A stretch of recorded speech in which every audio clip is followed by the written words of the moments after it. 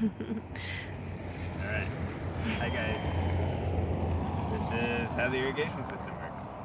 So there is a valve here behind our giant peony. You can see it dripping.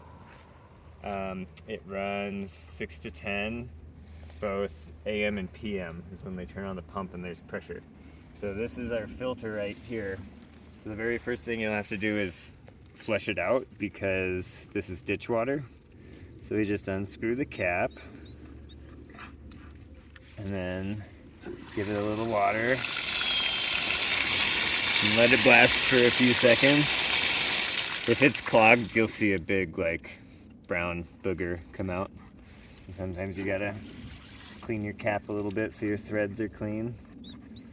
And just screw that back on.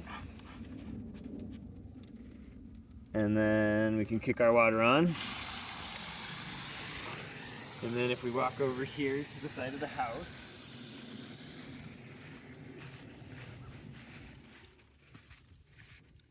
we've got these 4 valves. And they're each labeled. So right now, the open one is the north, so the backyard of the house. So I can hear the sprinklers back there kicking on. What I usually do is, it's not an order of the valves, but I usually start with the west side of the house. So I always like to open a valve before I close the other valve.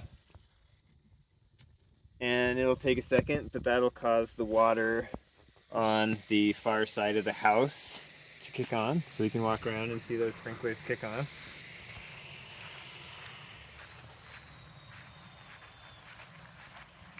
And there's a lot of pressure in the system when the pump's on, so they're pretty wild. So there.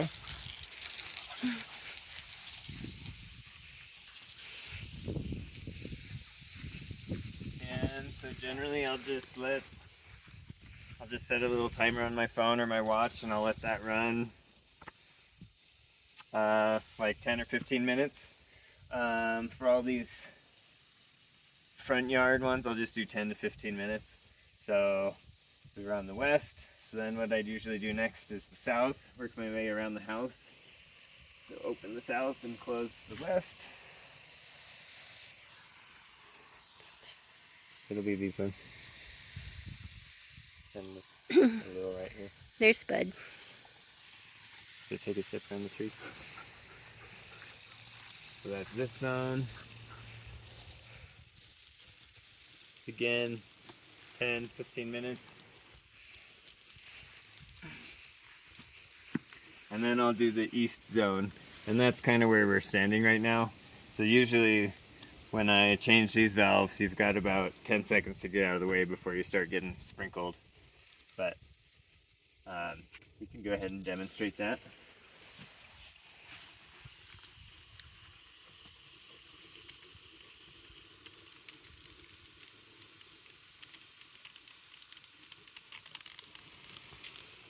So we're getting wet right now, so I'm gonna go ahead and change it, and then I'm gonna send it to the backyard.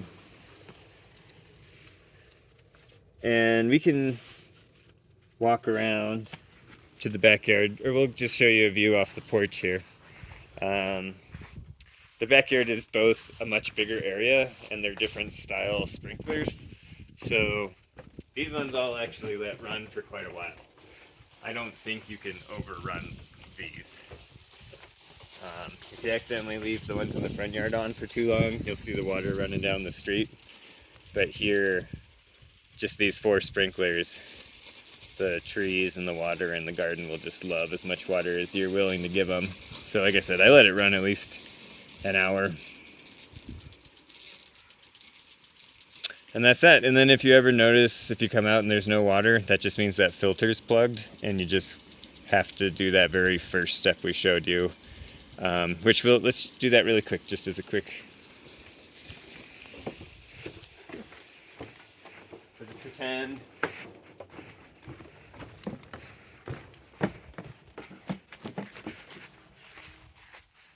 The sprinklers are also super old and sticky, so just be careful of that. But yeah, so let's say the sprinklers stopped running. So you'd come over here, You'd close the valve first so you don't get blasted.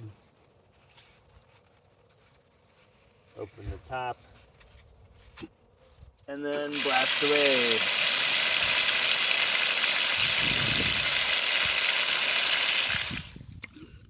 Close your water.